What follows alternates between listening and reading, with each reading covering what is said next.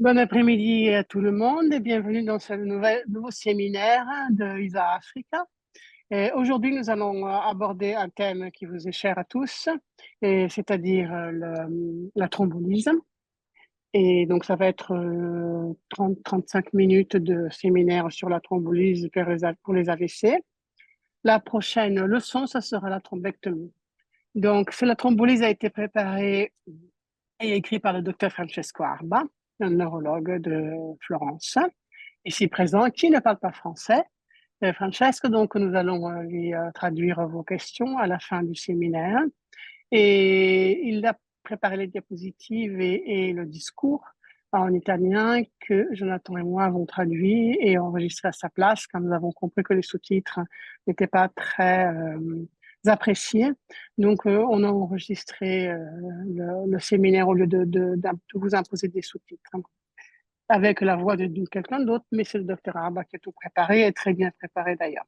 Donc, benvenuto Francesco e grazie per aver preparato questa lezione, che è molto bella. Non so se vuoi salutare anche in Grazie italiano. mille, buonasera a tutti, saluto tutti, grazie a voi per l'opportunità che mi avete dato, insomma, di partecipare attivamente a questo ciclo di seminari, con il primo dei seminari sulla trattamenti di perfusione dell'ictus ischemico acuto, che appunto è la trombolisi sistemica. Grazie.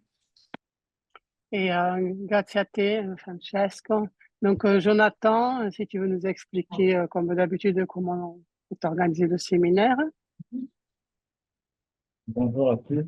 C'est toujours un plaisir de vous avoir très nombreux pour mes différentes sessions de webinaires. Alors, comme d'habitude, les webinaires se dérouleront en deux parties. La première partie sera réservée à la présentation du sujet du jour. Donc, on parlera de la thrombolyse systémique et la seconde partie sera réservée à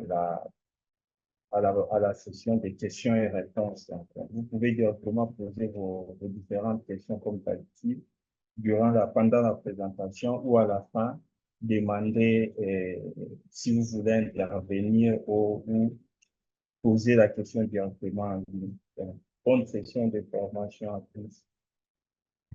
Bonne écoute à tout le monde. Bonsoir à toutes et à tous. Bienvenue dans le webinaire. Je suis Francesco Arba, neurologue. Je travaille dans l'unité neurovasculaire de l'hôpital Parigi de Florence, Toscane. Avant d'entrer dans le vif du sujet, je remercie les organisateurs de m'avoir impliqué dans ce séminaire sur des arguments très importants dans la prise en charge des AVC, c'est-à-dire la thrombolyse systémique et la thrombectomie. Aujourd'hui, nous parlerons de la thrombolyse systémique qui est une thérapie de recanalisation artérielle médicamenteuse. Le plan de notre présentation se présente comme suit. Nous parlerons des évidences scientifiques dont on peut s'en passer quand on parle de la thérapie thrombolytique. Puis nous insisterons sur les conseils du facteur 1 dans la décès ischémique, qui est très fondamental. Enfin, nous terminerons par une partie pratique sur les diagnostics de l'AVC ischémique et la gestion des traitements thrombolytiques, notamment des indications et les contre-indications de la thrombolyse. Je n'ai pas sciemment parlé des questions plus modernes qui auront leur place dans la discussion après cette présentation, comme les téléplaques ou bien les traitements dans la fenêtre très élargis pour lesquels on a besoin de techniques d'avancée. Pour commencer des évidences scientifiques, je commence à expliquer la gestion et l'organisation hospitalière dans ma région de Carinthie. Voici les plans de notre région. C'est une région comprenant 3 zones. L'excentre, le nord, ouest et le sud-est. Chaque zone correspond à un hôpital universitaire. Ma région, le centre, est l'hôpital universitaire de Carinthie en Florence. Nous sommes donc 1 600 000 habitants. L'incidence des AVC est de 140 cas sur 100 000 habitants par an, ce qui signifie que nous aurons plus de 2000 AVC ischémiques par an. Il nous montre donc comment les hôpitaux sont organisés pour soigner ou traiter les AVC. Comme vous les voyez, notre zone comprend au total 9 hôpitaux. Donc, huit hôpitaux périphériques, 10 hôpitaux sport et un hôpital central de référence, 10 hôpitaux pour tous ces hôpitaux sont accrédités pour effectuer la thrombolyse. On se trouve alors devant des grands paradigmes, surtout dans la prise en charge hospitalière des patients avec AVC. On a des nouvelles. D'un côté, le modèle drop-and-ship, et de l'autre côté, le modèle partnership. Le drop-and-ship consiste à initier les traitements thrombolytiques là où se trouvent les patients. Si le patient se trouve dans un hôpital périphérique, on doit déjà le traitement thrombolytique. Après, on transfère les malades dans un hôpital universitaire ou central sanitaire qui poursuivent les traitements mécaniques s'il y a une indication. Dans l'autre modèle, les patients portés directement dans un hôpital universitaire qui soit quand ils appellent son ABC. C'est l'hôpital universitaire qui effectuera le traitement thrombolytique et mécanique selon l'indication. S'il n'est pas susceptible de traitement, il sera donc référé dans l'hôpital périphérique dont il dépendait au moment de son AVC. Maintenant, tout ce qui est malgré tous ces modèles, tous ces paradigmes, tout dépend de la présentation clinique du patient et surtout de la réalité géographique de l'intervention pour la prise en charge rapide et efficace. C'est un mesure d'évaluation couramment utilisé dans le contexte des AVC et surtout des thrombolyses. J'insiste beaucoup sur ça car ils sont fondamentaux pour les médecins qui s'occupent d'AVC. On parle de la statistique comme les normes vertueuses ou le DD ratio. Nous devons connaître également les déchets de neurologie, dont la NADH pour la gravité des déficits neurologiques, la NADH qu'on a déjà vu dans le séminaire passé, et les chaînes de rating modifiées pour l'handicap. Lorsque tout treatment time, c'est le temps qui passe entre le début des symptômes et le début du traitement. L'homme a toujours eu besoin de nous dire ce qu'il fait. Soit des Romains qui mettiraient les mines au milieu qui correspondaient à 1000 plats. Aujourd'hui, en 1 km h. Aujourd'hui, on mesure la longueur entre les mètres, qui est définie comme la 40 millionnième du millimètre mesuré entre du Caire et Barcelone. Une bouteille de vin partout dans le monde contient 0,75 ml. Ce n'est pas un voir évidemment que c'est une bouteille de vin de Bordeaux qui plaisait beaucoup aux Anglais. Les Anglais avaient des caisses d'une période de 4,5 minutes juste des matinotés de vin de Bordeaux pour un cadre impérial. Ceci peut limiter leur transport. Nous voyons donc qu'il y a la mesure s'adapte toujours aux besoins. Là où il y a les besoins, on arrive toujours à être adapté. Là où on a un patient avec il faut s'adapter pour bien voir le champ et tout. Parlons maintenant de quitter l'échelle. On commence par l'échelle des rankings ou infinity, une échelle développée par M. Routine, avec la source pour estimer de façon simple un handicap, pas seulement pour les AVC, mais aussi pour d'autres pathologies.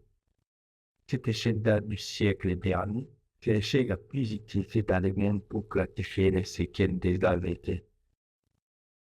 Elle soit une ordonnance d'évaluation globale des handicaps avec 7 niveaux qui vont de 0 à 6. La gravité va croître des 0 qui correspond à une personne sans symptômes ou asymptomatique, 6 qui correspond au effet. L'échelle des rankings modifiée peut être utilisée avant l'AVC ou de partager le sujet avec un handicap AVC avec un ranking 22 ou représenter une dépendance sur les sujets qui ont un personne au-delà des 3. Alors, je vous présente ici quelques questions qui peuvent nous aider à établir les effets du handicap pour les évaluations d'une chaîne des rankings. Nous devons poser cette question côté dans la maison Bernard, ou à son entourage pour comprendre les handicaps. Un point si des malades et présents un handicap pas, ou après pour l'handicap est survenu de la réalité. C'est aussi les personnes principalement des questions d'un drap prénavette et des fonctionnalités comme mesure de handicap pré, temporaire malade qui présente avec un AVC. Cela nous aide à choisir les modalités thérapeutiques bien adaptées. Une autre chose fondamentale est l'échelle National Institute of Health, appelée NIH. Alors, je vous présente ici un plan avec un lien nous permettant de faire un training dans toutes les langues possibles en français, en anglais, en italien, en polonais. Cette cours permet de communiquer rapidement entre opérateurs et de rapide à effectuer. Il suffit de 5 minutes pour la faire en entier pour qu'on soit un peu entraîné. Il suffit qu'on soit un peu entraîné pour qu'on arrive à l'effectuer rapidement et de manière très efficace. Bonsoir, cette chaîne en anglais, on présente donc comme on l'avait vu dans les séminaires papier, 11 paramètres qui sont cotés de 0 au total, 0 à 42 points accrédités pour cela. Cette chaîne, bien qu'elle est rapide et facilement reproductible entre les opérateurs aînés, nous devons faire attention car un anglais château ne signifie pas nécessairement que les panels de probabilité de pouvoir car les chaînes anglais puissent basées sur le besoin d'interprétation sur le bras antérieur par rapport aux besoins d'interprétation sur le bras postérieur. Cette chose valorise beaucoup plus le besoin de l'artère qui vient gauche par rapport aux besoins de l'artère qui vient droite. Le nom des temps de l'équation de tout le démarrage qui peut être protégé jusqu'à nerf au pétale, alors que les thèmes centrés sur le pétale et les médicaments tels que les médicaments peuvent être côté ou bâtiment voire jusqu'à 4. Après ce qui est une chambre pour déjà notre premier pratique, il s'agit d'un espace comme un perpendiculaire et diamétrique avec une notion de fièvre qui était l'eau auparavant, qui arrive aux urgences pour une apparition véritable d'une farine droite et une affaire. La dernière fois qu'il a été vu par mon père parent qui était à 9 et il a été retrouvé à 1000 avec la symptomatomie si c'est bloqué. Personne ne l'a jamais vu en temps. Quand il arrive aux urgences, on fait des neurologues donnent à l'évaluation neurologique une analyse pas de peine. À l'ECG, on retrouve une fibrillation auriculaire qui n'était pas connue. Cette fibrillation auriculaire est probablement au-dessus de la graisse.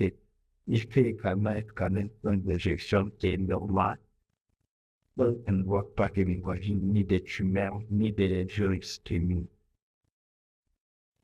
Alors, par rapport à ce cas, nous pourrions prescrire une thrombogénésie pour être donc le pathologie que nous voyons au scanner, c'est-à-dire une transformation névratique marquée, ce qui n'est pas évidemment notre cas.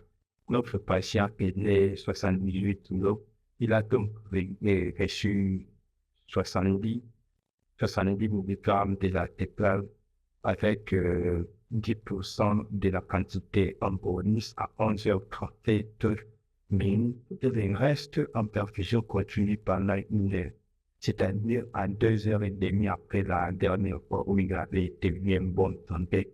À la fin de la perfusion, la ligne était retenue environ pour un examen neurologique complet normal. Nous pouvons donc dire que les traitements sont bien faits. Nous demandons de quoi encore une personne pour éviter et pour commencer avec les traitements thrombolytiques. Donc, nous avons juste besoin du scanner tant que section. Nous n'avons pas besoin d'un scanner, nous n'avons pas besoin d'un scanner de perfusion pour pas que le diagnostic de l'AVC est d'abord clinique et sera confirmé par un scanner par injection. À partir de ça, déjà, et on peut buter avec notre traitement thrombolytique. Alors, pour si on peut rechercher une occlusion sur un scanner, vous pourrez tout aussi bien ne pas voir cette occlusion parce que, premièrement, des latines qui sont liées à l'occlusion d'un petit vaisseau non visible en angioscanner représentent déjà à peu près 20% des AVC ischémiques. Les plus angioscanners ne réussissent qu'à diagnostiquer 60-70% des occlusions, cause aussi des occlusions artérielles distales que les scanners ne voient pas car ces occlusions sont trop fines. Parfois aussi, les malades ne peuvent pas recevoir des produits de contrôle de produits énergie et les temps nécessaires à la comparaison d'un tiers vergine serait trop long. Alors, pour un premier temps, on a donc besoin d'un scanner simple sans élection pour un nouveau prédactivateur titulaire de place de l'origine, éclat pour la troponie. Et surtout, j'existe sur ça, des bons cliniciens qui puissent affirmer que les déficits neurologiques qui présentent notre patient est dû à la médecine. Alors, pour les quelles sont les compétences du médecin de bord actuel? Pour former des bons cliniciens, on a besoin du programme d'exploration bien fait. Un projet familiarisé avec les chaînes des modèles indépendants, quelle est leur pratique. Des bonnes garanties familiarisées avec la gestion du patient et tradition fabrique. Le fait qu'ils sont d'apprécier de savoir interpréter le bonheur cérébral. La société concerne les signes systémiques, les signes d'hémorragie et des faire bien différenciés. Et donc, avec nos méthodes de formation, nous avons besoin de regarder les scanners, des cas de leur propre interprétation qui comporteront après avec cette durée rapidement sur les vidéopathologies qu'on a déjà mis dans les webinaires passés. Et à la partie de les cerveaux, quand des imparimes schèmes, on assiste bien évidemment à une série de modifications cellulaires dans les difficultés. On assiste à une diminution de la synthèse protéinique quand il produit la réduction de la concentration d'oxygène et des nitros. Et on arrive à une dose active. Encore plus, on a une diminution de la consommation cérébrale de glucose. Ensuite, on perd la fonction neuronale, par exemple la corps, la continuité. Mais nous sommes encore dans une phase dans laquelle on peut récupérer les neurones si les flux sont dérivés pas rapidement. On l'appelle la pénombre ischémique. En dessous d'une certaine limite qu'on appelle des facteurs du corps ischémique, on ne peut plus récupérer les neurones. Ce ne sont représentés donc l'air des facteurs irréversibles. Avec des traitements irréversibles, on tente de sauter les neurones qui sont au-dessus du seuil des facteurs. Ce qui peut être récupéré sur un rétabli de flux dans l'air. Alors, pour parler de quelques recherches, en 1995, le groupe américain de l'Institut national de réseau neurologique et AVC a commencé pour de contrôler la thrombolyse dans les 3 premiers heures.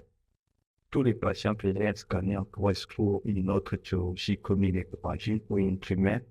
Et au cours de cette étude, il n'y avait pas de gage. Alors, ils étaient randomisés pour recevoir l'activateur articulaire des classes minogènes ou des classes tempo. Alors, au cours de cette étude, 72 patients autochronistes étaient comparés à 312 autres patients sur placebo. Sur à peu près 600 patients randomisés, on a enregistré une transformation hémorragique symptomatique chez 7% des patients traités avec l'activateur articulaire des classes minogènes et 0% des patients traités avec la pénombre. Il y a donc effectivement une augmentation du risque des contrôles hémorragiques symptomatiques sur l'activateur articulaire des classes minogènes. Mais en même temps, à ce qui concerne l'amélioration fonctionnelle, 9% des patients traités avec thrombolyse RS coordonnate qui modifié des 0 à 1 par mois contre 26% d'arrêt de placebo, montrant un signe de réduction du handicap fonctionnel. Ces résultats signifient que les traitements thrombolytiques augmentent significativement les chances de récupération fonctionnelle complète ou quasi complète. En conclusion, cette étude a montré que les traitements par activateur articulaire des classes minogènes donc la thrombolyse dans les 3 premiers heures après le BT est efficace sur les handicap. Mais elle diminue pas les risques de décès et associé à un risque d'hémorragie cérébrale, symptomatique et méringue. Alors, après cette première étude, les démarches administratives pour autoriser l'administration des activateurs articulaires avec classes minogènes dans les AVC ont commencé partout dans le monde. Puis on a essayé d'élargir la fenêtre temporale car on voyait bien que presque tous les patients arrivaient trop tard à l'hôpital pour être traités en temps avec les traitements disponibles pour la gestion. Cette étude a été publiée en 2008. C'est impératif. Les patients randomisés étaient traitables entre 3 et 4 demi après le début des symptômes avec une groupe d'âge de 14 ans. Et alors, patient traité avec du RTP était comparé à 403 autres patients sur placebo. En ce qui concerne l'amélioration fonctionnelle, 52% des patients traités avec du RTP ont fait un ranking scan modifié de 0 à 1 à 3 mois, contre 45% dans les groupes placebo. Cela signifie que même avec les traitements de 3 à 4 demi après l'apparition des symptômes, il reste un bénéfice notable bien que moindre qui est dans la fenêtre initiale des 3 heures. En ce qui concerne les risques d'hémorragie intracérébrale, tantôt 5% dans les groupes RTPA contre 2% dans les groupes placebo. Ici encore, on observe un risque hémorragique accru, bien qu'il légèrement inférieur à celui observé dans la première étude. En conclusion, cette étude élargit la fenêtre thérapeutique de la thrombose à 81, mais avec une efficacité légèrement moindre et un risque hémorragique toujours élevé, mais réduit par rapport au traitement dans les premières 3 heures. Et on comprend combien les facteurs temps et la péninsule temporale est important dans le traitement de la l'AVC. Vous voyez, ça c'est un article qui vient de nous sur les lancers. Ils ont analysé ensemble les données de 7 essais thérapeutiques sur la thrombose et dans les délais de traitement. Et on voit qu'au fur et à mesure que passe l'article s'est représenté sur l'acte des abscisses, peut être la probabilité d'avoir une échelle de ranking modifiée des 0 à 1 diminue progressivement, mais les bénéfices persistent jusqu'à 80 demi après l'ennemi des symptômes. Ces résultats soulignent que plus ces traitements est administré tôt, meilleurs et des résultats fonctionnels, donc des célèbres adages Stoner et Springer. Les bénéfices de la thrombose diminuent après 4 heures et demie, mais il existe encore un léger avantage fonctionnel, même après ces délais, surtout chez les patients avec des profils d'imagerie favorables. Retenons que si le traitement est précoce, plus grande est la probabilité, la possibilité d'avoir une évolution excellente. Et je vous rappelle que l'AVC est la première cause de l'environnement. Les temps et les cerveaux. Les temps est important dans l'ischémie cérébrale. Vous voyez dans cette publication de 2006 que pour chaque patient en ischémie, le cerveau perd 2 millions de neurones. Comprenons donc que la courbe précédente qui montrait une diminution progressive des chances d'avoir une évolution excellente, car même après l'utilisation des compromis avec les temps, on perd des neurones, des pourcents qui vont être rapides. Parce que la thrombose peut être administrée qu'on perd un peu rapide et bénéfice. Il y a d'autres publications de Windows-10 qui répètent les mêmes concepts. Ces travaux introduisent quand même données supplémentaires, c'est-à-dire la totalité individuelle, car il y a des personnes qui perdent des neurones plus rapidement et d'autres moins rapidement. Ça dépend de divers facteurs comme des surplus collatéraux, des comorbidités, la situation des artères, des tracts cérébrales, tant d'autres facteurs. Le temps est une estimation de la physiopathologie de l'histoire cérébrale, mais c'est un facteur fondamental dont il faut toujours tenir compte et agir rapidement. Pour cette, dans les traitements de l'AVC, dans tout ce que nous faisons, on doit être rapide, on doit réfléchir rapidement, évaluer rapidement et surtout agir très rapidement. Et la thrombose polarisante est mal poussée. Ces dernières années, grâce aux progressions de des techniques radiologiques qui permettent d'évaluer l'état réel d'utiliser ces traitements. Ils ont été réunis dans une méta-analyse. Elle a démontré qu'entre 80 de des symptômes chez les sujets qui ont un wake-up, un score ou un AVC relevé, les bénéfices de la thrombose se maintiennent avec un nombre nécessaire à traiter de 14. Il faut traiter donc 14 patients pour obtenir une évolution excellente chez un malade. Il y a toujours une augmentation de l'hémorragie cérébrale automatique et la mortalité supérieure. C'est là pour dire qu'on peut faire la thrombose de l'année 80, mais il faut avoir des instruments radiologiques de perfusion, un scanner ou un résonance magnétique. La fatalité du traitement moderne de la peine de 82 signifie la différence entre le cholestérol et le pénol. Très simplement, si la pénol est plus large que le cholestérol, dans ces cas, il peut exister des neurones trouvés et on peut traiter. Alors on dit qu'il y a un mismatch et on peut négliger la thrombose, mais avec beaucoup de précautions. Probablement, les conséquences conceptuelles sont qu'il existe plus de fenêtres temporales mesurées entre 0 et 81 et demi des symptômes. Cette fenêtre ont été remplacée par une fenêtre suicidaire qui dépend des états du cerveau des personnes plutôt que du temps épaulé. C'est là où nous devons avoir des traitements plus personnalisés sur les patients. Mais les facteurs temps restent associés à la majorité des cas. Une fréquence des traitements meilleure et l'évolution. C'est pourquoi l'intervalle tour-tournide et le temps qui passe entre l'arrivée aux évolutions pour les termes de traitement est toujours très important. Cette mesure nous donne une indication très forte de l'organisation interne de la prise en charge de l'état de l'effet. Si les douleurs tournides est prêt, cela veut dire que même une bonne organisation interne, on est donc passé du concept d'Anis Brain, fini de tissue brain. Donc, pour tenir de cette introduction sur les délinquants scientifiques, retenons que la thrombolyse améliore le pronostic fonctionnel à fonction du temps. La thrombolyse ne diminue pas la mortalité, mais diminue le handicap. La thrombolyse augmente les risques d'hémorragie. Il existe une fenêtre temporale de rigide.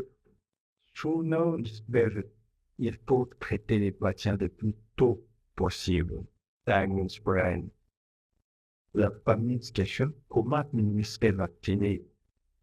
La dose totale des désordres est éliminée pour 40 ans, mais dont 10% de la dose totale est donnée en volume sur la clinique et 90% pour perfusion de l'air à éviter dans les 5 courants qui tuent les polices. C'est donc très facile de préparer les médicaments qui se présentent sous forme de déploiement individuel et la poudre qu'on mélange de peine. Par exemple, pour un patient de 70 kg, on donne une dose totale de 63 mg, donc 6 mg ou 6 mg en bonus, et une perfusion de 67 mg pendant 60 minutes. Il faut avoir une seringue électrique pour perfuser les médicaments et une camion de 10 litres pour les boules. Il faut avoir tout prêt et à côté des mains pour ne pas perdre beaucoup de temps. Et ce sont des mesures publiées en 2013, des recommandations américaines. Un peu vieille, mais nous donne des chocolats garantis à la phase intra-hospitalière. Dans lesquels, premièrement, des présences d'urgence des malades doivent être vus par un médecin qui s'occupe des AVC.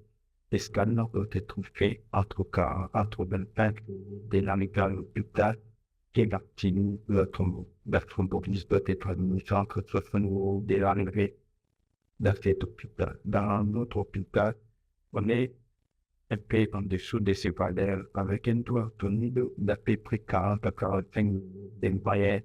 Mais je répète, il est très important d'être le plus rapide possible pour garantir une bonne évolution du patient. Comment aborder un malade avec une suspicion d'AVC? D'abord, il faut faire un examen d'hémorragie rapide et complet et évaluer les chaînes NADH. Il faut poser de bonnes questions. Par exemple, à quelle heure sont apparus les symptômes? Et si on ne sait pas, à quelle heure le malade a été en bonne santé pour le dernier? Enfin, alors, commencer à faire partir des comptes à rebours pour calculer le temps de traitement. Il faut aussi demander si les symptômes sont apparus tous en même temps et brutalement, ce qui nous oriente directement vers un AVC. Les symptômes qui apparaissent progressivement nous orientent vers un autre diagnostic. On doit aussi valoriser les chaînes de ramping modifiées avant l'AVC, ce qui pourra servir pour indiquer un traitement mécanique. Par ailleurs, on doit savoir quel médicament prend les valeurs comme un traitement anticoagulant, par exemple, c'est une contre-indication à la thrombose.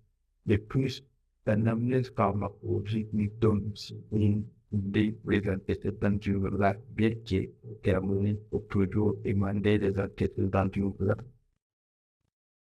Quels examens doit-on demander en cas d'AVC? Sûrement une glycémie capillaire, un scanner cérébral, un monitorage multiparamétrique, un ECG et plein d'autres examens des centres dont on parle plus tard dans la numération pour les temps de cotumbine, binaire, les temps de tromboplastie.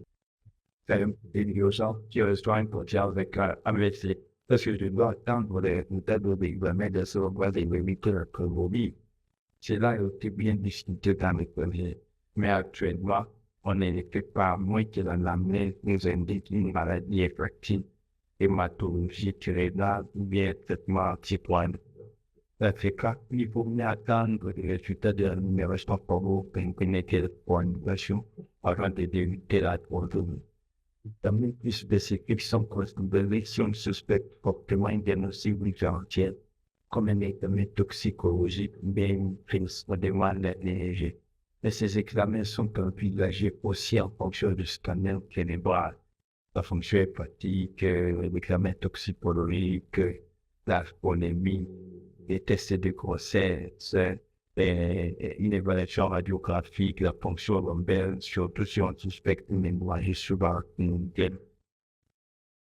Alors, je vous présente notre cartoon. Il s'agit d'une femme de 68 ans qui a vécu aux urgences à 11h30 pour un trouble du langage depuis facial droit. Elle avait été vue pour la dernière fois en bord 31 heures et retrouvée avec les déficits indigènes. Elle n'avait pas de fièvre. Les chaînes NAIS étaient restreintes.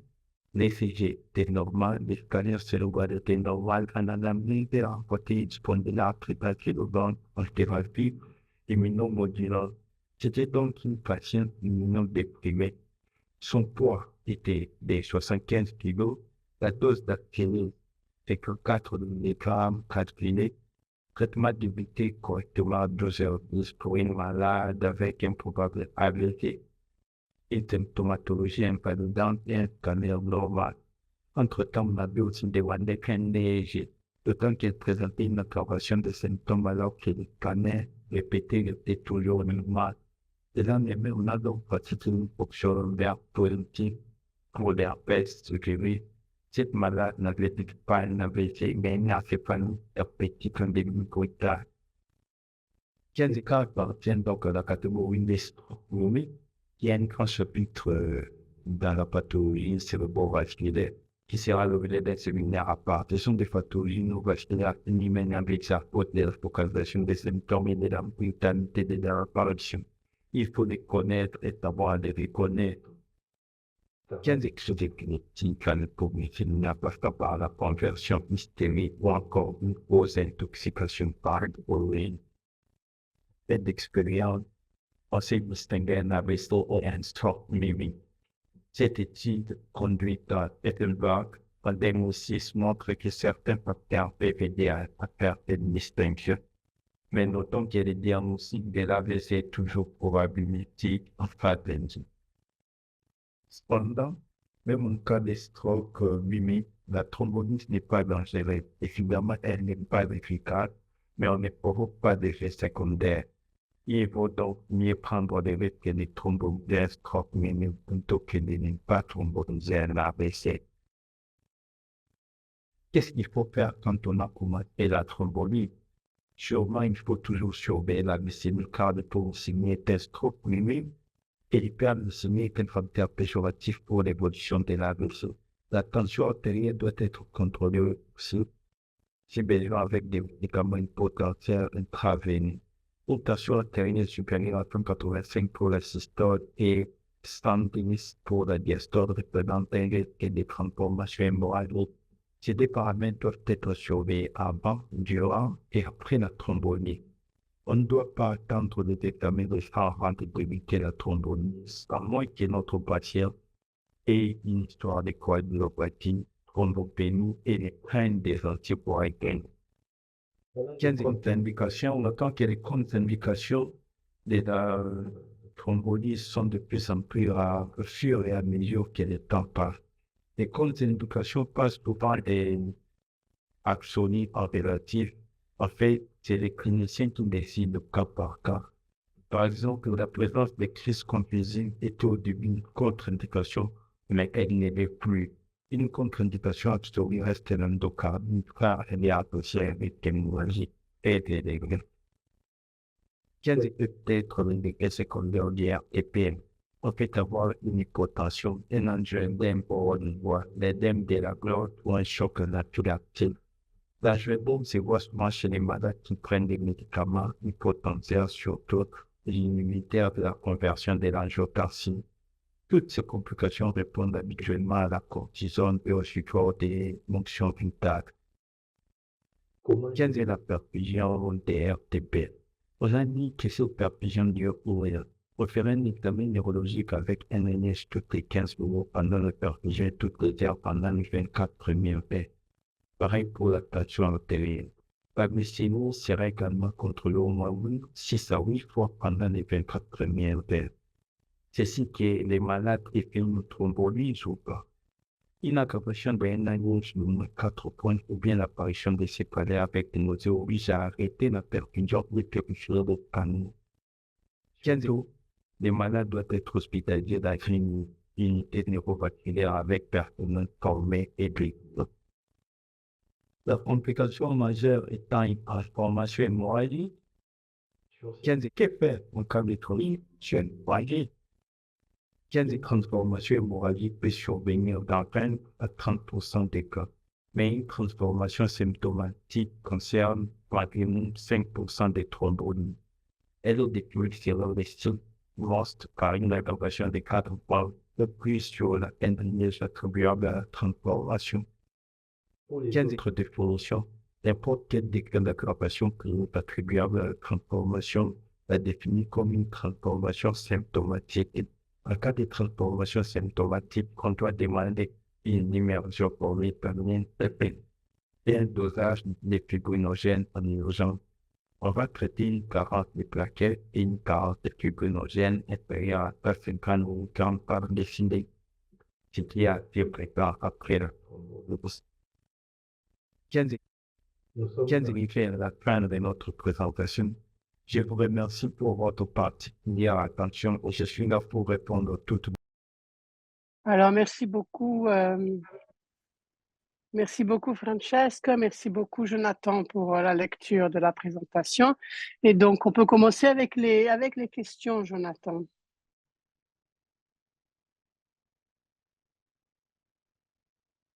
Jonathan, Si, y a-t-il des questions? Donc, pour le moment, il n'y a pas de questions. Alors, nous pouvons poser nos questions par écrit ou bien demander, lever la main pour intervenir directement, poser la question en direct, ou bien écrire là où c'est écrit questions et réponses. Alors, s'il n'y a pas de questions, moi j'avais pensé demander à ceux d'entre vous qui, j'ai vu que dans la liste, il y a aussi le docteur Chadrak, etc. Ceux d'entre vous qui ont déjà fait des thrombolyses ou vu faire des thrombolyses, est-ce que vous pouvez nous faire part de votre expérience? Jonathan, tu es le premier concerné par cette question. No, c'è prima una domanda.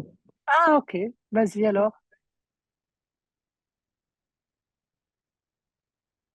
C'è la prima domanda, Francesco, mi ascolti? Sì, sento. La prima domanda è che nella finestra temporale, come abbiamo sentito che la finestra temporale possiamo andare fino dopo 4 ore e mezza, questa la dottoressa vuol sapere se fino a quante ore possiamo fare la trombolisi. Grazie per la domanda.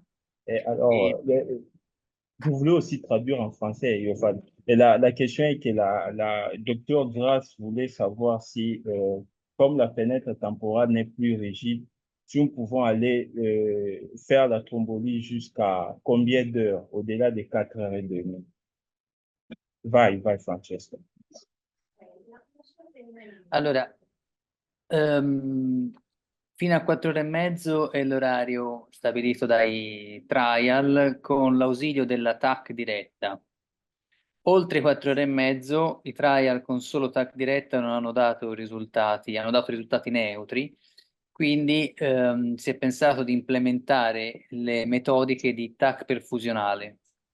I trial con la TAC perfusionale hanno stabilito per convenzione, perché si parla di tessuto e non di tempo, però hanno stabilito un tempo di 9 ore dall'esordio dei sintomi. Quindi si può arrivare fino a 9 ore e presenza di un tessuto, di una mismatch core-penombra, quindi di una porzione di tessuto salvabile favorevole, definita come nei trial, come un rapporto tra penombra e core di 1,2. Quindi quando questo rapporto è inferiore a 1,2 non c'è più beneficio nella trombolisi, anche non lo sappiamo, diciamo, perché non sono stati arruolati nei trial questi pazienti, mentre sopra 1,2 allora c'è beneficio. Comunque per rispondere alla domanda è 9 ore, anche se parlando, questo è un concetto che ci tengo a ribadire, di tessuto non ha più quasi senso riferirci al tempo. Quindi quello che si fa nella pratica clinica, o almeno che cerchiamo di fare, però questo in centri di terzo livello come almeno il nostro, è quello di valutare il tessuto indipendentemente anche dal tempo, cioè se un paziente arriva a 10 ore ma ha un profilo di tessuto di penombra salvabile favorevole, noi facciamo lo stesso, andiamo avanti lo stesso con la trombolisi, se questa è l'unica terapia possibile. Alors, je vais traduire la réponse de Francesco.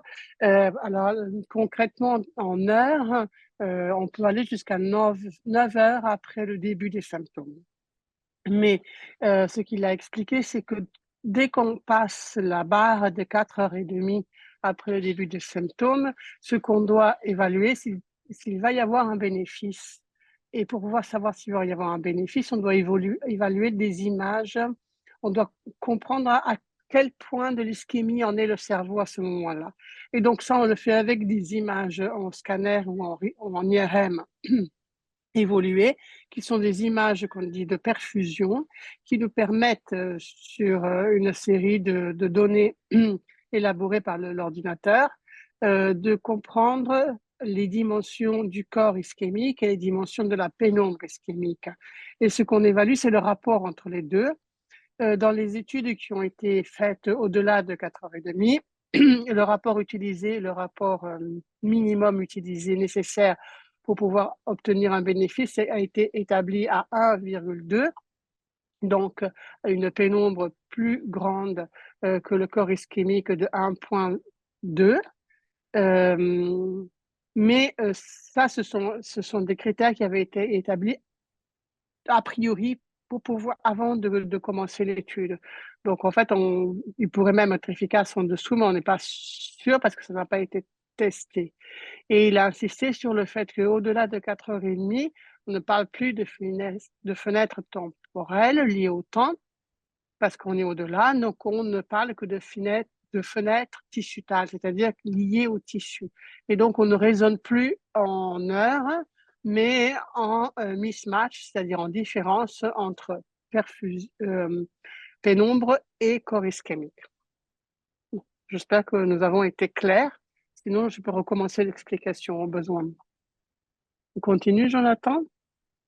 La deuxième question nous vient d'un spectateur anonyme qui veut savoir qu'est-ce que nous pouvons faire lorsque on est là devant l'urgence avec un AVC ischémique, mais on n'a pas de produits thrombolytiques. Qu'est-ce qu'il faut faire? Donc, per Francesco, c'è una domanda anonima. Cosa possiamo fare quando c'è l'emergenza davanti a noi, ma non abbiamo a portata di mano i trombolitici, perché sappiamo tutti l'importanza del tempo? Cosa possiamo fare concretamente quando non c'è i trombolitici? Purtroppo se non abbiamo disponibilità di trombolitico, la trombolisi ovviamente non possiamo farla e ci rimane l'altra terapia di fase acuta che è stata dimostrata da ormai più di 30 anni, che è l'aspirina al dosaggio di 160 o fino a 300 milligrammi, che può essere somministrata per diverse vie, per via orale, per via endovenosa. Questa è l'alternativa era l'alternativa che rimaneva fino al 1995, quando è arrivata la trombolisi. L'aspirina, c'è stata una meta-analisi da poco pubblicata nel 2022, una meta-analisi Cochrane, che dimostra che l'aspirina riduce anche la disabilità, quindi in questo senso diciamo, può essere vista come qualcosa che aiuta anche la trombolisi, però non ha assolutamente gli effetti della trombolisi nel ridurre la disabilità. Quindi quello che possiamo fare ovviamente è ben poco. E il trombolitico, ora non abbiamo parlato del tenecteplase, però il tenecteplase è un trombolitico che forse nel futuro sostituirà l'actilise e costa anche un pochino meno rispetto all'actilise e di più facile preparazione e di più facile somministrazione. Quindi questo potrebbe rappresentare, diciamo, appunto una svolta nel futuro. Però le cose che possiamo fare, se si esclude la trombettomia meccanica, di cui parleremo nel prossimo seminario, le cose che possiamo fare sono aspirina e poi altra cosa, ricovero in stroke unit, ovviamente, che è a tutti gli effetti una terapia per i pazienti con ictus, perché la stroke unit è stato dimostrato con più lavori scientifici, riduce la disabilità e riduce la morte dei pazienti con ictus. Alors, Francesca a répondu que si on n'a pas de thrombolytique, de médicaments, évidemment, on ne peut pas faire la thrombolyse. On suppose aussi que s'il n'y a pas de thrombolytique disponible, on ne peut pas non plus faire de thrombectomie mécanique. Mais n'oubliez pas que ce qui reste comme traitement disponible pour l'AVC aigu, c'est d'abord l'aspirine, qui est ce qui était utilisé jusqu'à la fin des années 90 en Europe aussi, au dosage compris entre 160 et 300 mg par jour, qu'on peut donner soit par voie orale que par voie veineuse. Et donc, cette aspirine, il a cité une méta-analyse, c'est-à-dire une révision de la littérature, disons une forme de révision de la littérature qui a été publiée en 2022 de la Cochrane, qui a confirmé cette donnée, c'est-à-dire les effets positifs de l'aspirine à ce dosage-là en phase aiguë de l'AVC pour améliorer le pronostic des malades, donc sur la disabilité aussi. Et puis, il a rappelé aussi, on l'avait déjà dit ça, que l'autre traitement disponible pour les AVC, c'est la stroke unit, donc les unités neurovasculaires. Donc, même en absence de thrombolytique, on peut faire quelque chose pour les malades, donner de l'aspirine et les hospitaliser en unité neurovasculaire. Il a aussi cité le tenecteplase, qui est une alternative à l'alteplase, qui est commercialisé par la même firme, dites-vous. Et le tenecteplase, c'est probablement ce qui rapidement viendra remplacer l'alteplase. Ça qui coûte un peu moins cher, surtout parce qu'on doit utiliser des dosages moindres et qui est plus facile à administrer. Donc, c'est probablement le médicament de l'avenir. Voilà, j'ai fini. On attend. La question suivante, c'est pour compléter la première question, toujours du docteur Graff, qui veut savoir si on est au-delà des 4h30 et le scanner cérébral sans injection est normal. On peut quand même faire la trombolyse ou non. Per Francesco, la domanda, questa domanda è per completare la prima domanda, è che se il tempo è superiore a 4 ore e mezza e nell'attacco senza iniezione del contrasto, l'attacco è normale, l'attacco basale è normale. E possiamo comunque fare la trombolisi o no? Questa è una domanda molto interessante perché è un problema che spesso ci poniamo, ci siamo posti, però ora qua nel nostro centro, avendo la disponibilità 24 ore su 24 dell'attacco di perfusione, non ci facciamo più, insomma, dopo le 4 ore e mezzo facciamo direttamente l'attacco di perfusione. Quindi quello che direbbero le evidenze scientifiche è di fare l'attacco di perfusione. C'è un vecchio studio canadese del gruppo di Calgary, si chiama TWIST, uno studio pilota, dove ai pazienti con ictus al risveglio facevano direttamente solamente la TAC diretta e poi in assenza di alterazioni ischemiche precoci effettuavano la trombolisi e sembrava essere una strada sicura per il paziente. Il fatto è che e avrebbe anche un razionale biologico, perché se non vedo alterazioni ischemiche precoci dopo 4 ore e mezzo dall'esordio dei sintomi, vuol dire che posso pensare che il paziente abbia dei buoni circoli collaterali, dei buoni circoli di compenso o un buon tessuto per cui riesce a resistere all'insulto ischemico. Il discorso è che spesso ci sono dei casi come l'ictus nel territorio posteriore, dove le alterazioni ischemiche precoci le vediamo peggio e non possiamo dire con altrettanta sicurezza come nel circolo anteriore che la TAC sia normale. Oppure un altro caso, il l'ictus lacunare, che come vi ho detto rappresenta il 10, 15 fino al 20% di tutti gli ictus, dove la lesione ischemica non si vede a volte nemmeno a 24 ore, quindi non possiamo essere assolutamente certi che la TAC sia normale. Però alcuni studi hanno incluso pazienti fino alle 6 ore con TAC anche con alterazioni e abbiamo questo studio TWIST che ci dice che in effetti potrebbe essere sicuro. Questa potrebbe essere un'idea di studio, di ricerca, un protocollo di ricerca nei posti dove non c'è disponibilità dell'attacco di perfusione, ad esempio. Però questo al momento, diciamo, quello che facciamo nel nostro centro è di fare l'attacco di perfusione. Dove l'attacco di perfusione non è possibile e se l'attacco diretta è normale e siamo in presenza di un ictus, almeno dal punto di vista clinico, potrebbe essere supportato da qualche evidenza anche fare la terapia trombolitica. Alors, Francesca a répondu que au-delà des 4h30, les recommandations imposent de faire un scanner avec la perfusion, là où c'est possible. Et il a cité une étude qui s'appelle TWIST, canadienne, dans laquelle ils avaient proposé la thrombolyse à des malades qui se réveillaient avec l'AVC, donc dans lequel, quand le malade se réveille avec l'AVC, avec les symptômes, évidemment, on ne sait pas à quelle heure il s'est senti mal, à quelle heure les symptômes ont débuté, parce qu'il dormait, tout simplement.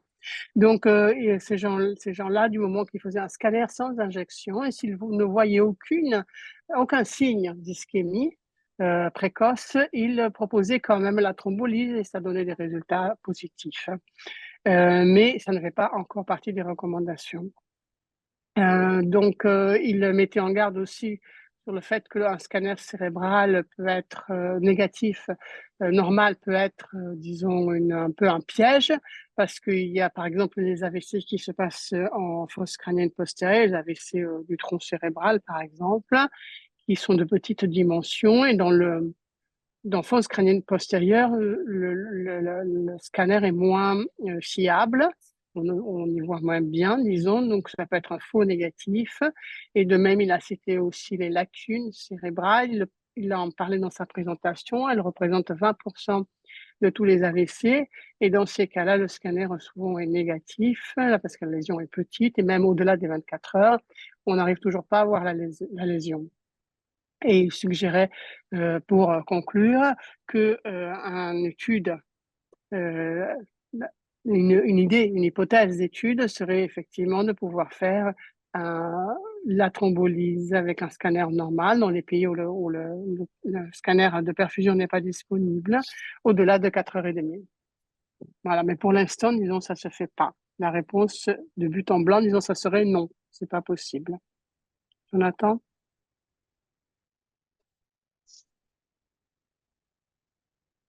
Je crois qu'il y a des gens qui ont levé la main, on peut peut-être laisser intervenir le docteur Louabeya, peut-être, Jonathan, qui a levé la main depuis un moment.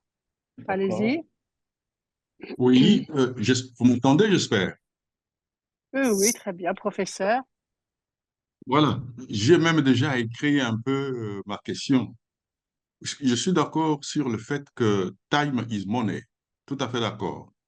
Mais comment prendre en charge un patient qui a un AVC aigu dans un contexte où les embouteillages interdisent tout transfert rapide du patient. Et on n'a pas d'hélicoptère. Voilà, c'est ma première question.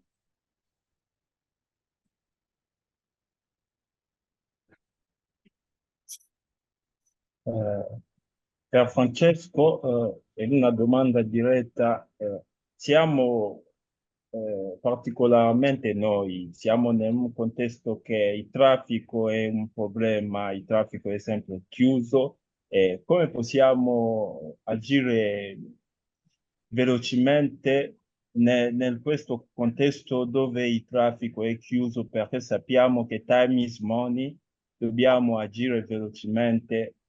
Come possiamo fare? Certo, dobbiamo agire prima nella prevenzione primaria, ma concretamente cosa possiamo fare?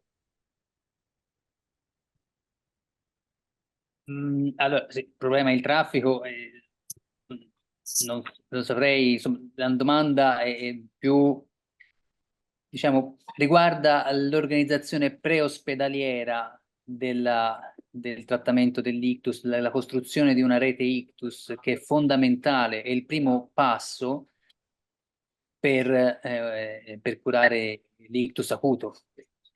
Quindi ora non so come funzionano le ambulanze, però le blue lights dovrebbero, diciamo, dirottare o comunque far spostare il traffico per avere la precedenza. Quello è un principio basilare della cura, insomma. Però a tutti gli effetti l'organizzazione preospedaliera è una tappa fondamentale, come detto anche nella prima parte della presentazione, ed è quello su cui bisogna agire non solo a livello ospedaliero, ma anche a livello soprattutto preospedaliero per un'ottima organizzazione, per un'ottima cura, perché altrimenti giustamente anche il traffico può diventare un problema. Quindi bisogna agire a livello forse organizzativo, politico, per sensibilizzare i decisori delle nostre decisioni, delle nostre attività mediche, che più investiamo nella fase preospedaliera, più investiamo nell'ictus, all'inizio sono soldi spesi, ma sono soldi spesi bene perché poi li riprendiamo in quelli che poi sono i costi sociali e in quelli sono i costi economici dopo, perché la riduzione della disabilità porta a una riduzione di costi sia sociali che economici. Francesca a répondu que le problème de l'arrivée à l'hôpital à temps pour pouvoir pratiquer ces traitements-là est une question d'organisation préhospitalière. C'est donc ce dont il avait parlé au début de sa présentation, là où il a présenté les systèmes Drip&Ship et Mothership. Et que même le problème des embouteillages devrait être prévenu. Donc, en fait, là, j'ajoute quelque chose un petit peu de personnel. C'est tout un problème d'éducation et d'information aussi de la population. C'est-à-dire que les gens devraient savoir, la population devrait être correctement informée sur d'abord quels sont les facteurs de risque d'un AVC et comment se présente un AVC quand il se présente et surtout quels sont les signes d'alarme qui font qu'il faudrait aller immédiatement dans un hôpital. Donc déjà, ce sont des choses, des notions qui ne sont pas encore tout à fait mises au point ici en Europe. Donc j'imagine chez vous, c'est encore pire. Mais je crois qu'en plus des efforts qu'on fait actuellement pour vous informer, vous former, ouvrir des unités neurovasculaires, il est important aussi que ceux qui décident, les politiciens, commencent à élaborer des politiques justement de prévention des AVC et d'information de la population, de façon à ce que si une personne est touchée par un AVC, au lieu d'attendre de savoir ce qui se passe, qu'il sache qu'il faut aller tout de suite à l'hôpital et que le fait de recevoir un traitement le plus rapidement possible, c'est ça qui va améliorer grandement son pronostic. Voilà.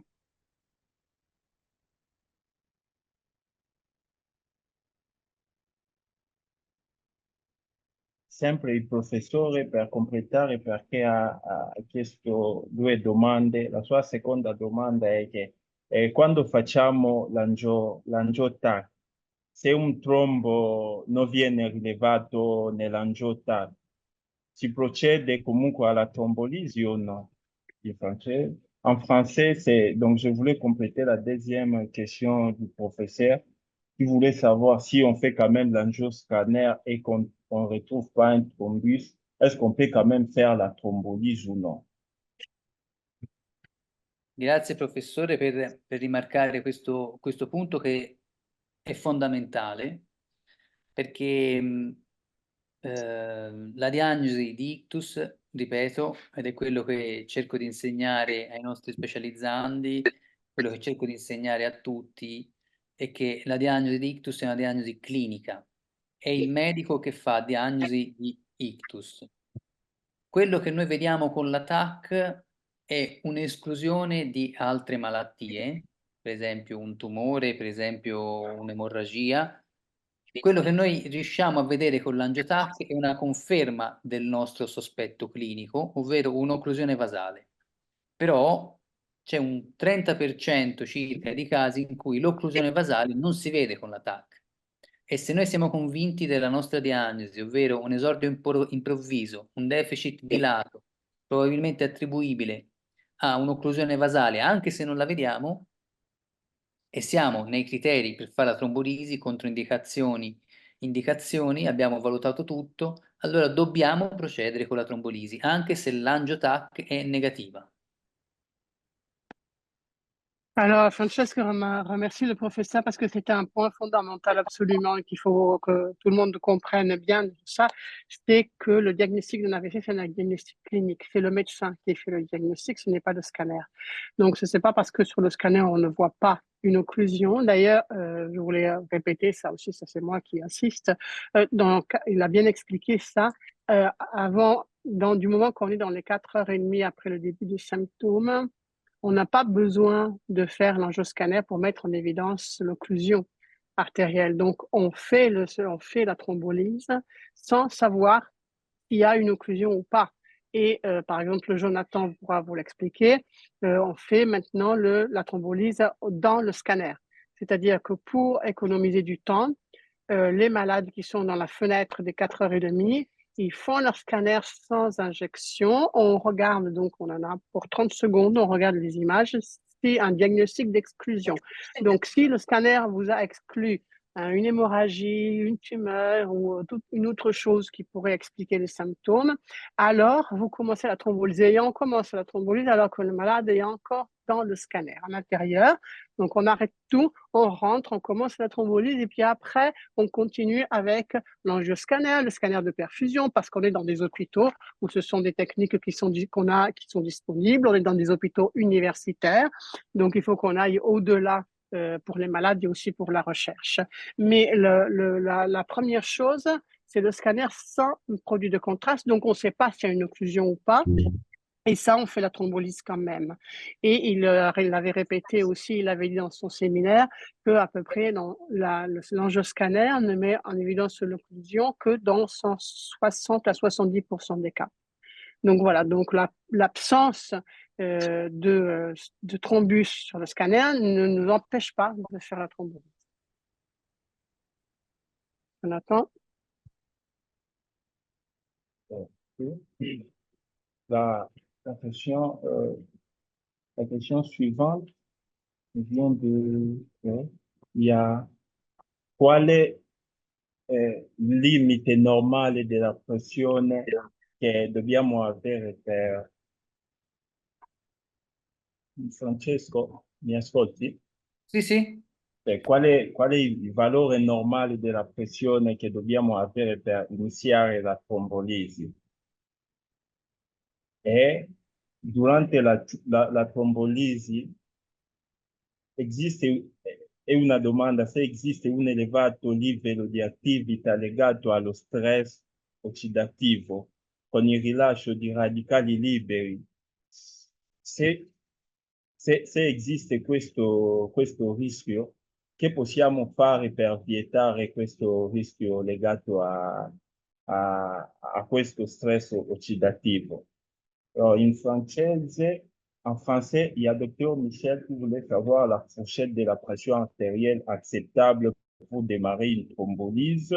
Et il y a aussi une deuxième question que j'ai annexée. En cas de, c'est docteur Jaffet qui voulait savoir s'il existe une forte activité liée au stress oxydatif avec libération massive des radicaux libres. Si oui, pendant la thrombolyse, que devons-nous faire pour éviter ces risques liés à une forte activité liée au stress oxidatif? Vai, Francesco. Allora, grazie per per le domande. E allora, la prima domanda è più facile, di risposta più facile. I limiti di pressione arteriosa sono 185 di sistolica e 110 di diastolica. La pressione deve essere abbassata sotto questi valori, altrimenti non possiamo partire con la trombolisi perché abbiamo un rischio emorragico di trasformazione emorragica troppo elevato. Quindi dobbiamo correggere i valori di pressione arteriosa con farmaci che agiscano rapidamente per via endovenosa. Quelli che utilizziamo qua in Italia più comunemente sono il labetalolo, un beta bloccante, e l'urapidil. Questo è per la prima domanda. La seconda domanda è un pochino più complessa perché giustamente il collega chiede, visto che si producono radicali liberi e tutto quello che succede con l'ischemia cerebrale, perché non utilizziamo qualcosa che prevenga il danno cerebrale da questa catena di processi fisiopatologici dannosi, quindi che producono radicali liberi. Quindi sta parlando di neuroprotezione. Ci sono stati più di sicuramente 1000 esperimenti 1000 farmaci provati sull'animale da esperimento e almeno sicuramente più di 100 farmaci tentati sull'uomo con studi di fase 2, anche qualche studio di fase 3. E però la traslazione dall'animale da esperimento all'uomo non è così facile, perché noi andiamo ad agire appunto, su animali da esperimento che hanno un cervello diverso da quello dell'uomo. Il cervello dell'uomo è più complesso e ancora non abbiamo trovato la strada giusta per la neuroprotezione. Quindi i trial sulla neuroprotezione finora sono neutri. E la neuroprotezione nella realtà clinica non è qualcosa che si usa. Si parte da molecole molto semplici come il magnesio, si arriva addirittura a antibiotici, come l'aminociclina è stata provata, è stata tentata la via dell'aminociclina come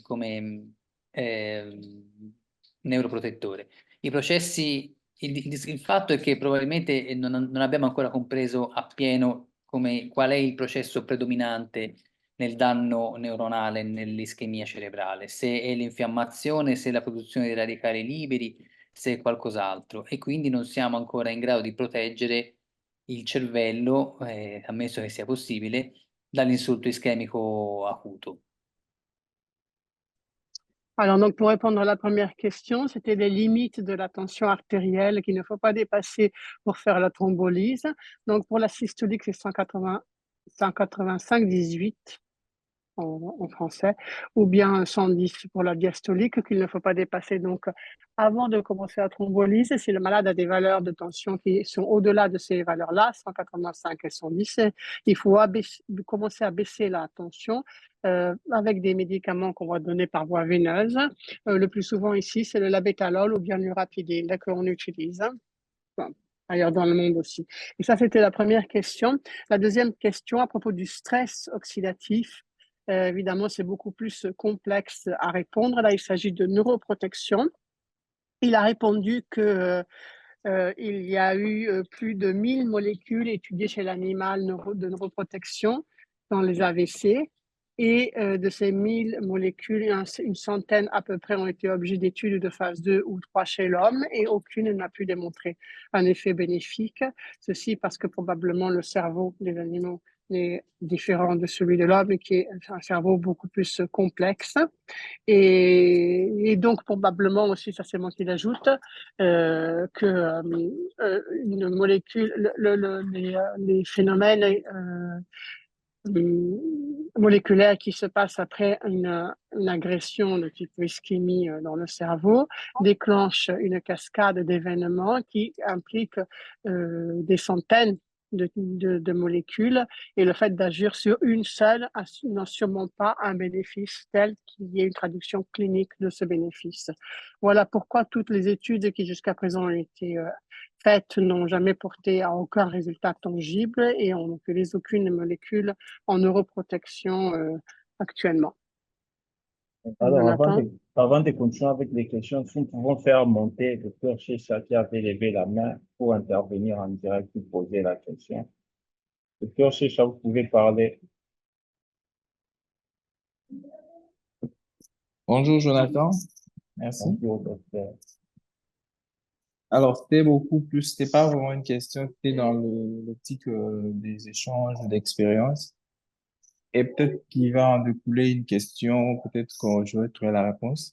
En fait, c'était beaucoup plus par rapport au diagnostic assez rapide en cas d'endocardite, parce que ici, j'ai eu à faire, à thromboliser un cas d'endocardite qui, malheureusement, j'ai pas pu poser le diagnostic avant la thrombolyse. Bon, heureusement pour le patient, il n'y avait pas des conséquences graves après, mais on a eu à poser les diagnostics d'endocardite, je crois, 3-4 jours après.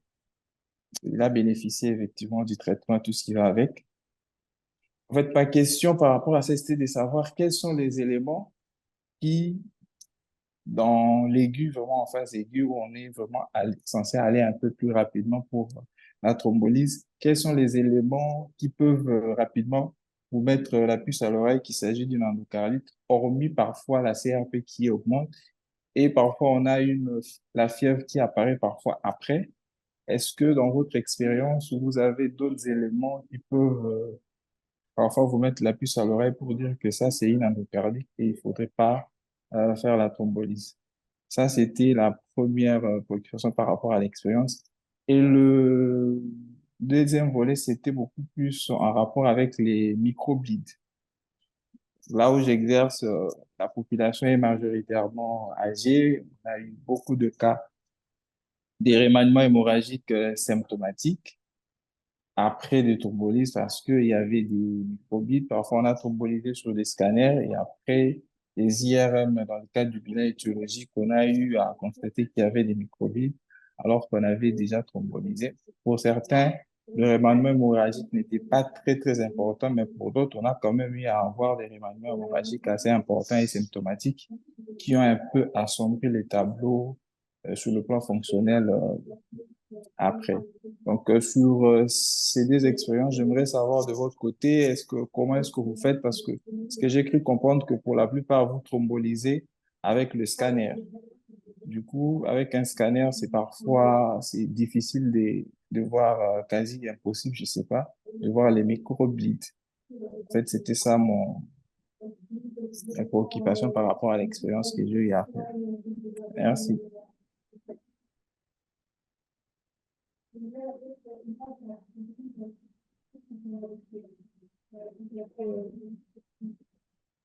Jonathan, tu traduis ou je traduis moi pour Francesco? Je n'ai pas bien compris la deuxième question. La première question, si la deuxième, il y a beaucoup de choses. Je vais traduire, c'est possible. Allora, Francesco, questo collega è uno che lavora in un paese in Francia praticamente, quindi ha già fatto delle trombolisi, no? Quindi ti chiedeva nella fase acuta come si può escludere velocemente, compatibilmente con i tempi della trombolisi, una endocardite, perché lui ha detto che gli è capitato un paio di volte di trombolisare un soggetto e poi 2 o 3 giorni dopo si faceva diagnosi di endocardite e quindi in teoria era controindicato. E la seconda domanda è simile, nel senso che devi sapere che in Francia molto spesso loro fanno la risonanza magnetica nella fase acuta, non l'attacco come noi, e quindi spesso vedono dell'angiopatia amiloide, invece noi no, non possiamo. Quindi dici come fare in questi casi, prendiamo il rischio? Queste sono le due domande che pone, insomma. Grazie mille al collega francese, sono domande non facili a cui rispondere, Partiamo con la prima, l'endocardite, che è una delle poche controindicazioni alla trombolisi sistemica, perché i pazienti è capitato possono sanguinare e possono sanguinare, diciamo, male e morire.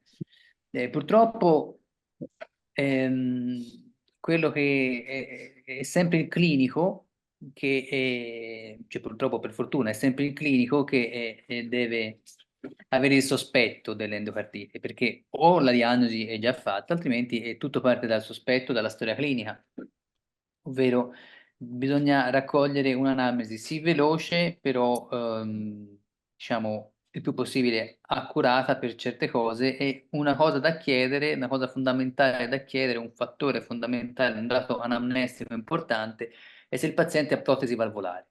Protesi valvolari biologiche, meccaniche, tutto quello che vogliamo, però la presenza di protesi valvolari è qualcosa che ci deve, è un campanello d'allarme che ci deve far pensare che il paziente potrebbe avere un'endocardite, a maggior ragione se i giorni precedenti all'ictus se nei giorni precedenti era presente stanchezza oppure febbre, oppure l'altra cosa, un'anemizzazione già nota. In fase iperacuta, secondo me, è molto difficile, se non sono presenti questi tre fattori, pensare a un'endocardite, anche perché l'altra cosa che ci può far pensare a un'endocardite, o almeno ci può porre un pochino il problema, è un'anemizzazione. L'anemizzazione però dobbiamo aspettare gli esami ematici, e quindi si pone sempre il problema che noi vogliamo essere veloci nella trombolisi e fare la trombolisi il prima possibile senza aspettare gli esami ematici, se non c'è una storia suggestiva. E quello che noi facciamo abbiamo fatto a volte nel nostro ospedale, è chiamare il cardiologo in emergenza, che venisse almeno a appoggiarci una sonda nel cuore del paziente, perché a volte le grosse vegetazioni endocarditiche si possono vedere anche col transtoracico, anche se la diagnosi si fa col transesofageo, e fare un transesofageo ad un paziente in fase acuta, in emergenza, è molto molto difficile. Quindi sicuramente l'anamnesi è è il campanello d'allarme che ci può far sospettare un'endocardite ed eventualmente soprassedere al trattamento trombolitico, che in questo caso veramente potrebbe essere più dannoso che benefico per il paziente, qualunque sia la gravità dell'ictus. L'altra domanda invece è sull'angiopatia amiloide. Mi sembra ci fossero delle meta-analisi di Andreas Haridimou che suggerivano che il numero di microbleed, perché di quello stiamo parlando, il numero di microbleed inferiore a 10 non aumentasse il rischio emorragico, mentre superiore a 10 aumentasse il rischio emorragico. Purtroppo questo è un problema che noi non abbiamo, o per fortuna anche in questo caso, perché facciamo la TAC. Ovviamente più le indagini sono approfondite, più problemi per il clinico spesso emergono. E quindi c'è questo cut-off di 10 microbleed che potrebbe, diciamo, fare la differenza tra fare il trattamento trombolitico o non fare il trattamento trombolitico. Però il collega, essendo in Francia, avrà sicuramente anche il trattamento endovascolare disponibile, quindi nel caso si trovasse entro le 4 ore e mezzo con un grosso vaso chiuso, se hai questo dubbio, io suggerirei di non eseguire il trattamento trombolitico, ma di andare direttamente al trattamento endovascolare, perché un sanguinamento in sede atipica da angiopatia amiloide sarebbe qualcosa di devastante per il paziente. Alors, la réponse à la première question de chat, c'est pour l'endocardite. Donc, il a rappelé que le diagnostic est clinique, comme pour l'AVC. Donc, il s'agit de faire une anamnèse rapide mais précise. Donc, si par exemple on a un malade qui a une histoire cardiologique avec des prothèses, alors déjà on peut avoir la puce à l'oreille. Surtout si ce malade dit depuis quelque temps d'avoir un peu de fièvre le soir, s'il est fatigué et surtout s'il a perdu de l'hémoglobine. Donc là, on commence à on peut avoir une suspicion clinique. La suspicion clinique, on peut demander au cardiologue d'essayer de la confirmer rapidement parce qu'il faut quand même se dépêcher.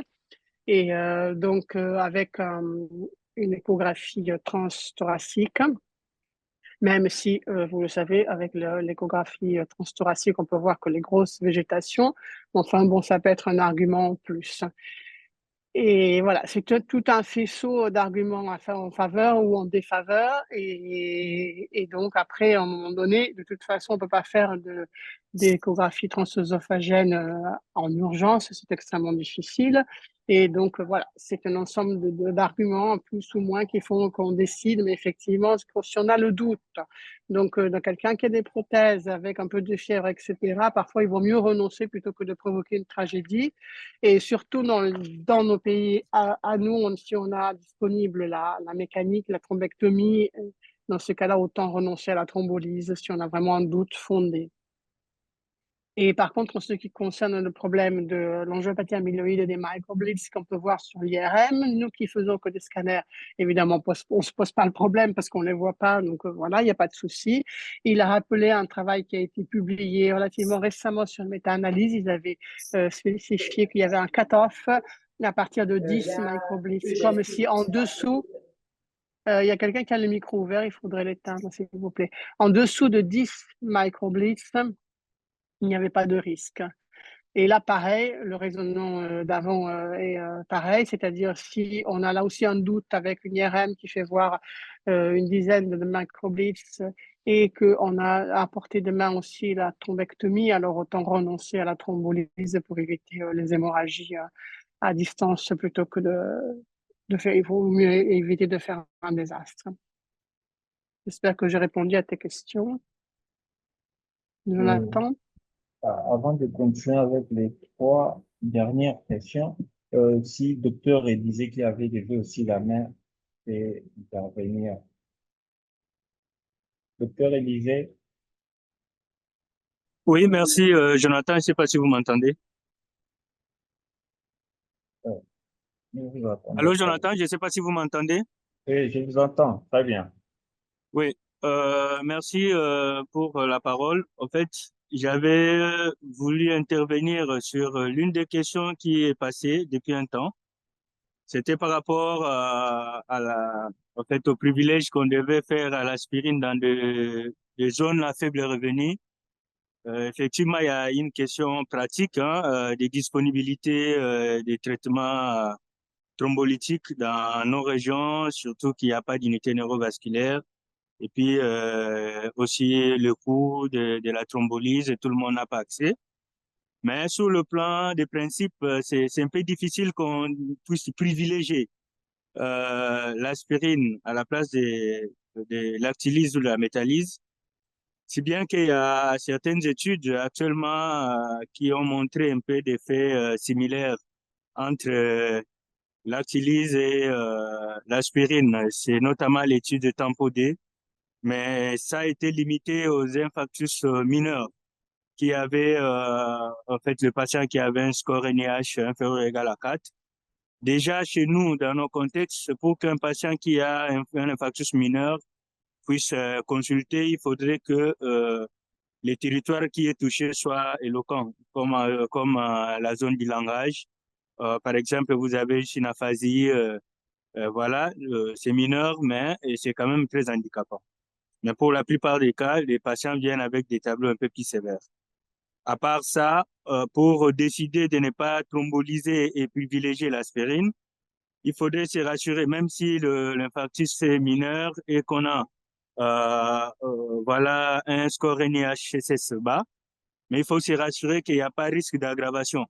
Parce que le patient peut avoir une occlusion de gros tronc avec un gros territoire qui pouvait être à risque, mais les collatéraux prennent quand même en charge les territoires.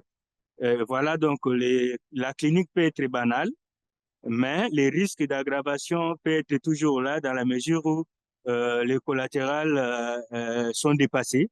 Donc voilà, si l'artère principale est toujours bouchée, il va s'aggraver. En tout cas, dans ces contextes-là, l'aspirine ne pouvait pas remplacer la thrombolyse. Donc voilà, c'était un peu ça mon intervention.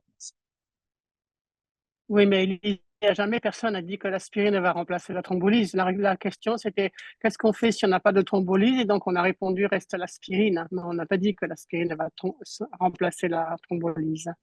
Non, Tu c'était vois? en fait pour préciser la priorité. Le contexte, c'était la Oui, priorité de l'aspirine par rapport à la thrombolyse.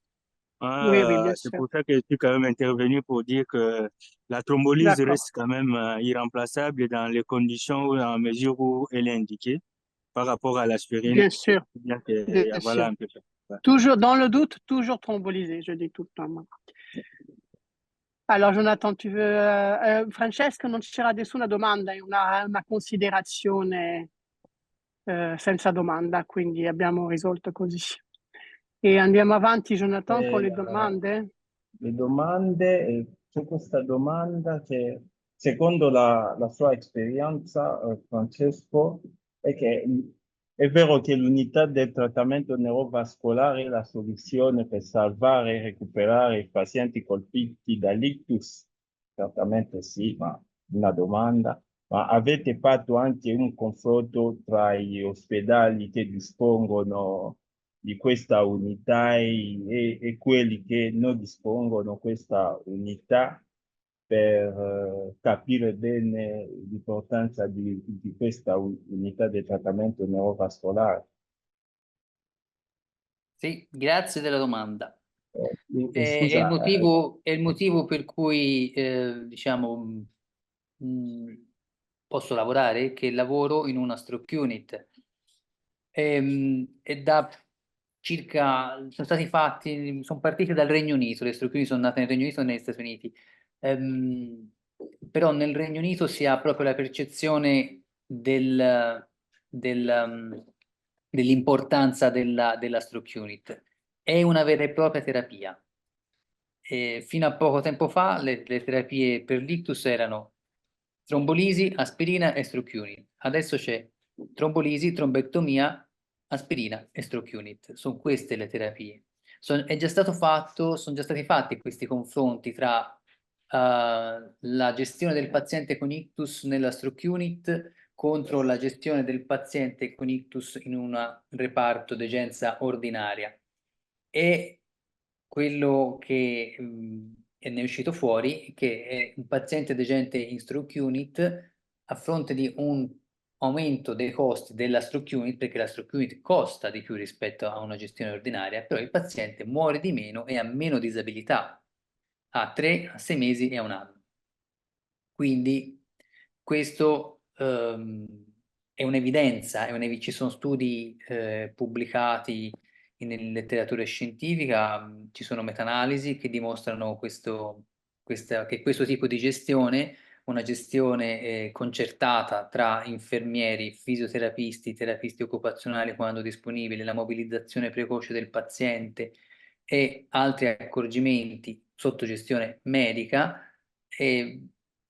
è un beneficio per il paziente piuttosto che un rischio, piuttosto che qualcosa che è comparabile a una gestione ordinaria. Quindi è già stato dimostrato ed è quello che si cerca di applicare sempre in più setting, ovvero la gestione del paziente acuto in una stroke unit. Lavorare in una stroke unit significa lavorare in un posto geograficamente delimitato dell'ospedale dove esistono dei protocolli che vengono rodati, che vengono fatti, che vengono aggiornati col tempo, con le evidenze scientifiche e lavorare insieme ad altre in un team multidisciplinare dove il medico ha sì un ruolo sempre centrale, ma ci sono altre figure che hanno un ruolo altrettanto importante, come può essere il fisioterapista, l'infermiere dedicato per lo stroke, la dietista, la terapista occupazionale.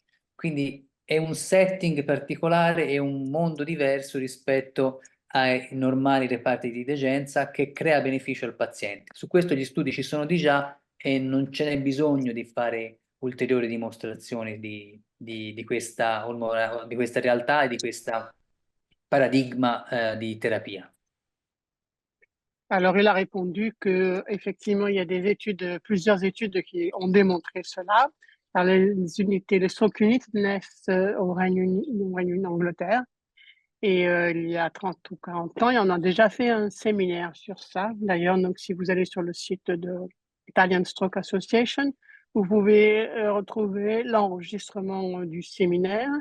Et sinon, on peut aussi vous envoyer des diapositives. Jonathan s'en occupera. Toujours est-il qu'une structure unit, c'est une unité géographiquement déterminée. C'est une unité où travaillent surtout des médecins, des kinésithérapeutes, des orthophonistes et qui ne s'occupent que d'AVC. Et donc, de très nombreuses fois, il y a de nombreuses évidences scientifiques qui prouvent, sans le moindre doute, que les bénéfices sur la mortalité et sur le handicap des stroke units par rapport à n'importe quel autre type d'hospitalisation de service, donc neurologie, etc., traditionnelle. Et ces bénéfices sont mesurables même à moyen et à long terme. Donc, en pratique, ce qu'il faut retenir, c'est qu'actuellement, le traitement de l'AVC, c'est la thrombolyse, la thrombectomie, l'aspirine et la structure. Donc, si vous n'avez pas de thrombolyse et de thrombectomie, il vous reste quand même l'aspirine et la structure pour traiter les malades. Jonathan? Et ça, c'est une proposition, c'est pas vraiment une question, mais une proposition aux organisateurs. Si comme on l'a bien dit, il faut que le médecin qui travaille au sein des unités neurovasculaires soit capable d'interpréter, de lire un scanner cérébral, surtout sans injection. N'est-il pas possible ou important de parler simplement du score aspect dans un séminaire juste réservé à ces scores et la prise en charge par rapport si les scores aspect est inférieur à 7, qu'est-ce qu'il faut faire, supérieur, qu'est-ce qu'il faut faire, comment bien reconnaître les lésions de l'artère cérébrale moyenne grâce au score aspect. Bien qu'on avait déjà parlé du scanner cérébral et de la résonance en cas d'AVC ischémique, est-ce qu'on peut pas ajouter ça parmi les thèmes des séminaires prochains?